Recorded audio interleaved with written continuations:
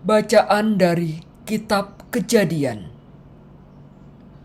Lalu tampillah Yehuda mendekatinya dan berkata, "Mohon bicara tuanku, izinkanlah kiranya hambamu ini mengucapkan sepatah kata kepada tuanku, dan janganlah kiranya bangkit amarahmu terhadap hambamu ini, sebab tuanku adalah seperti Firaun sendiri.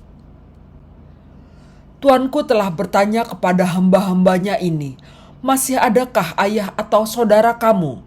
Dan kami menjawab, tuanku, kami masih mempunyai ayah yang tua dan masih ada anaknya yang muda yang lahir pada masa tuanya. Kakaknya telah mati, hanya dia sendirilah yang tinggal dari mereka yang seibu, sebab itu ayahnya sangat mengasihi dia. Lalu tuanku berkata kepada hamba-hambamu ini, bawalah dia kemari kepadaku supaya mataku memandang dia. Kemudian tuanku berkata kepada hamba-hambamu ini, jika adikmu yang bungsu itu tidak datang kemari bersama-sama dengan kamu, kamu tidak boleh melihat mukaku lagi. Setelah kami kembali kepada hambamu ayahku, maka kami memberitahukan kepadanya perkataan tuanku itu. Kemudian ayah kami berkata, kembalilah kamu membeli sedikit bahan makanan bagi kita. Tetapi jawab kami tidak dapat pergi ke sana. Jika adik kami yang bungsu bersama-sama dengan kami, barulah kami akan pergi ke sana, sebab kami tidak boleh melihat muka orang itu apabila adik kami yang bungsu tidak bersama-sama dengan kami.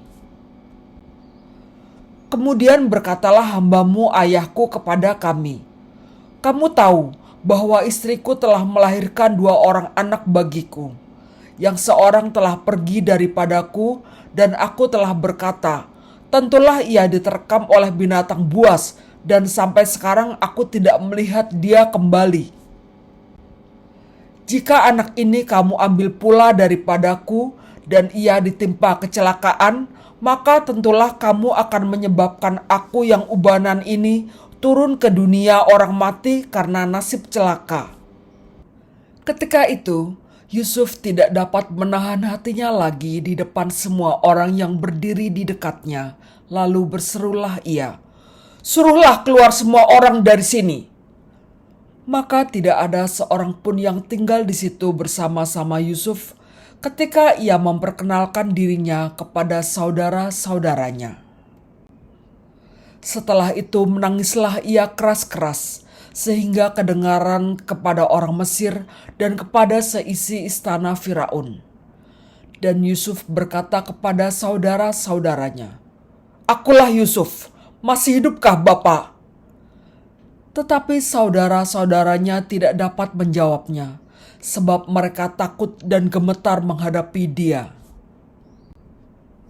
Lalu kata Yusuf kepada saudara-saudaranya itu, "Marilah dekat-dekat." Maka mendekatlah mereka. Katanya lagi, "Akulah Yusuf, saudaramu yang kamu jual ke Mesir.